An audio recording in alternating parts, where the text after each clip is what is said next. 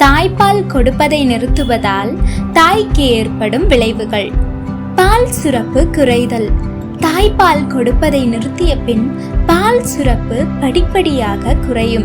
சிலருக்கு மார்பகத்தில் பால் கட்டிகள் உருவாகலாம் அல்லது வலி ஏற்படலாம். மார்பக வலி. பால் சுரப்பு குறைவதால் மார்பகத்தில் வலி அல்லது வீக்கம் ஏற்படலாம். மன அழுத்தம்.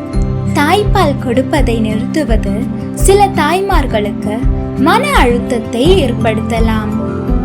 உடல் ரீதியான அசௌகரியம். மார்பகத்தில் ஏற்படும் மாற்றங்கள் மற்றும் பால் சுரப்பு குறைவதால் உடல் ரீதியாக அசௌகரியம் ஏற்படலாம். நோய் தொற்று. பால் தேங்கி நின்று தொற்று ஏற்பட வாய்ப்பு உள்ளது.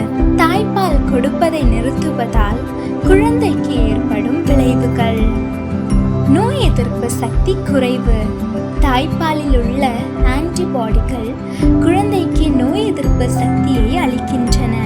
தாய்ப்பால் கொடுப்பதை நிறுத்திய பின் குழந்தையின் நோய் எதிர்ப்பு சக்தி குறையலாம். வளர்ச்சிதை மாற்றங்கள்.